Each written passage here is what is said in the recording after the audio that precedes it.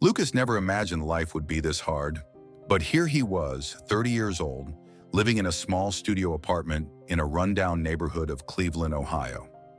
At $10 an hour working full-time as a cashier at a local grocery store, every cent mattered. The rent for his cramped apartment was $650 a month, utilities fluctuated between $100 to $150, and food, even when he stuck to essentials, cost him another $200 to $250. There wasn't much left after that, but Lucas was determined to make it work. Each day started at 6 a.m. when his alarm buzzed, jolting him awake. He couldn't afford to miss a shift. Lucas's bus pass, $65 a month, was one of the best investments he could make. Driving was out of the question. Gas, insurance, and maintenance on his 15-year-old car would bankrupt him. As the bus rattled through the city streets, he often gazed out the window, daydreaming of better days, while mentally calculating his expenses for the week. Breakfast was simple: a slice of toast with peanut butter and a cup of black coffee. He'd bought a used coffee maker for $5 at a thrift store and got his coffee grounds in bulk. This small ritual gave him a sense of normalcy. It wasn't much, but it was his. At work, Lucas kept his head down and his hands busy. The store was always bustling with customers, and his job required constant focus. He greeted people with a polite smile. The hours passed in a blur of scanning barcodes and making small talk. Lunch was often a peanut butter and jelly sandwich packed from home, paired with an apple or banana. He envied coworkers who could afford takeout, but he reminded himself that every dollar saved brought him closer to stability. Lucas knew he couldn't live like this forever. His mind was constantly churning, seeking ways to stretch his income and improve his life. On weekends, he scoured yard sales and thrift stores, looking for items he could resell online. One time, he found a barely used set of headphones for $5 and sold them for $30. The thrill of turning a profit, however small, kept him motivated. Food was another area where Lucas had to be creative. He'd learned to cook simple, nutritious meals that cost as little as possible. Lentils, rice, canned beans, and seasonal vegetables became staples.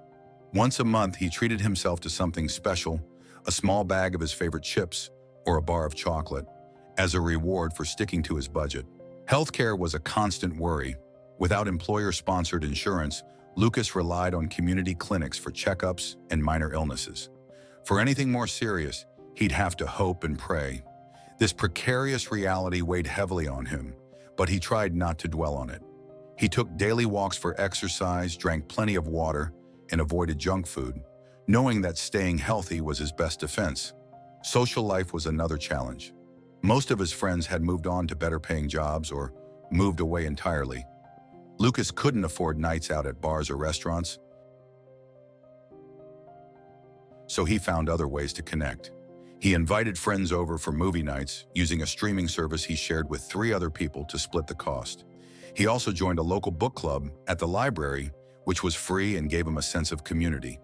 One of the hardest parts was dealing with unexpected expenses. When his phone screen cracked, it cost $80 to repair, a devastating blow to his already fragile budget. Lucas decided to pick up a few extra shifts wherever he could, even if it meant sacrificing sleep or free time. He also started doing small tasks on gig platforms, like taking surveys or testing websites, to bring in a few extra dollars. It wasn't much, but it added up over time. Despite the constant struggle, Lucas found moments of joy. He loved reading, and the library became his sanctuary. Borrowing books and movies for free allowed him to escape his reality, if only for a while. He also discovered a passion for writing and began keeping a journal. At night, after a long day, he'd jot down his thoughts, dreams, and plans for the future.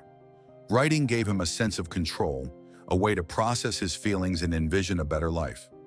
Lucas often thought about going back to school, but the cost was daunting. Instead, he took advantage of free online courses and tutorials to build new skills. He became proficient in basic coding and graphic design, hoping these skills might open doors to higher-paying opportunities. It was a slow process, but he was determined to invest in himself. His family worried about him, but Lucas always reassured them he was managing. He didn't want them to feel guilty or burdened. The turning point came when Lucas stumbled upon a nonprofit organization offering free career counseling and job placement services. The counselor he worked with helped him revamp his resume and practice interview skills. They also connected him with a part-time remote customer service job that paid $15 an hour. It wasn't full-time, but it was a start. Combined with his grocery store job, it gave him a bit more breathing room. With the additional income, Lucas began to see a glimmer of hope. He could pay off his credit card debt and start saving for emergencies. He even treated himself to a used laptop, which he used to take on freelance graphic design projects. Slowly but surely, his hard work began to pay off.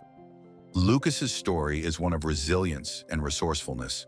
Surviving on $10 an hour in America is no small feat, but he proved it was possible with careful planning, creativity, and determination. While his journey was far from over, Lucas had learned to navigate life's challenges with grit and optimism. And as he stared out the bus window one evening, watching the city lights blur past, he felt a quiet sense of pride. He wasn't just surviving, he was building a life, one step at a time. The state's Department of Housing and Community Development just released a report finding that what's considered low income in the state is growing. So we've been looking through the report, and let's just say that people are really paying a lot to live in this beautiful state. The big takeaway is if you're a single person in California, you are considered low income if you make $49,000 or less in the San Joaquin County, $60,000 or less in Placer County or Sacramento County, or $104,000 in San Francisco and other Bay Area counties. Yeah, you read that right. 6 figures is now considered low income.